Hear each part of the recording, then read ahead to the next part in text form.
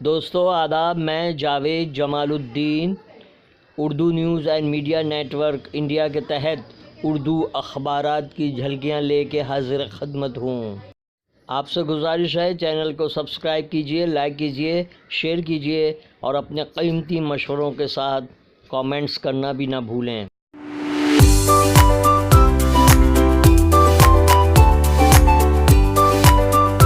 آج بروز اتوار 2 فروری 2020 صبح کے 9 بج چکے ہیں۔ پیش خدمت ہے اردو اخبارات کی جھلکیاں۔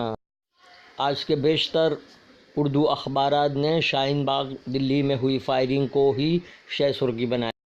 ممبئی اردو نیوز کی ہیڈ لائن: اب شاہین باغ میں فائرنگ، مدن پورہ کا ممبئی باغ احتجاج ختم ہوتے ہی پھر شروع۔ شبانہ اعظمی اسپتال سے ڈسچارج، مداحوں، دوستوں اور اسپتال کا شکریہ ادا کیا۔ مسجد اقصیٰ میں اسرائیلی فائرنگ، 10 نمازی زخمی، 3 افراد گرفتار۔ مشہور صحافی سعید حمید کی تحریر کردہ اہم تاریخی اردو کتاب چھترپتی شیواجی مہاراج اور مسلمان، سعید حمید مکتبہ جامع اور کتابدار میں دستیاب۔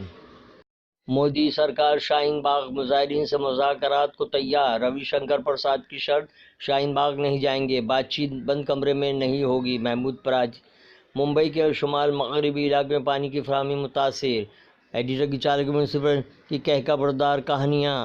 اقتصادی سروے کے خالی کھولی، شہیم خان کا مضمون: ہندو راشٹر کیسا ہوگا؟ مضمون: شاہین باغ پر شکیل رشید کا اداریہ۔ ہندوستان ایکسپریس: نئی دلی نے شاہین باغ کے احتجاج گاہ کے قریب فائرنگ سے افراتفری، بجٹ میں ہندوستانی معیشت کو استحکام بخشنے کا عزم، شیئر بازار میں کوحرام۔ حکومت احتجاج کرنے والوں سے بات کرنے کے لیے تیار۔ چین سے 324 ہندوستانیوں کے خصوصی طیارے کے ذریعے دہلی آمد، بجٹ میں کشمیر کے لیے شعر و شاعری کے سوا کچھ بھی نہیں۔ سیاسی جماعتوں کا رد عمل، بجٹ سے دونوں تلگو ریاستوں تلنگانہ اور آندھرا میں شدید مایوسی۔ فلسطین کے وجود پر خطرہ، راج ٹھاکرے نے چولہ بدلا۔ مضامین: احا مولانا محمد برہان الدین سنبھلی۔ روزنامہ اردو ٹائمز نے جامعہ کے بعد شاہین باغ مظاہرین پر شدت پسند کی فائرنگ کو شہ سرخی بنایا۔ مدن پورہ کے احتجاج میں ہنگامہ، پورا علاقہ پولیس چھاؤنی میں تبدیل۔ عرس حضرت مخدوم فقیہ علی ماہمی رحمۃ اللہ کا آغاز، برگزیدہ مکمل۔ یورپی یونین سے برطانیہ کی علیحدگی، کورونا وائرس کی ویکسین فنڈنگ کا آغاز۔ تھانے میں کل جماعتی تنظیم کا خاموش مارچ، بھیونڈی میں شاہین باغ کا دوسرا دن۔ مرکزی حکومت کا بجٹ بے سن بے مطلب، بالا صاحب تھورات: جھوٹے وعدوں اور بڑے بڑے اعداد و شمار کے علاوہ اس بجٹ میں کچھ بھی نہیں۔ دیش کے غداروں پر گولیوں کی بوچھار، معصوم مراد آبادی کا مضمون۔ فاروق انصاری کا آج کل کالم۔ روزنامہ انقلاب نے شہ سرخی لگائی: یہی بندوق چلانے والا دوسرا ہے مگر نظریہ وہی۔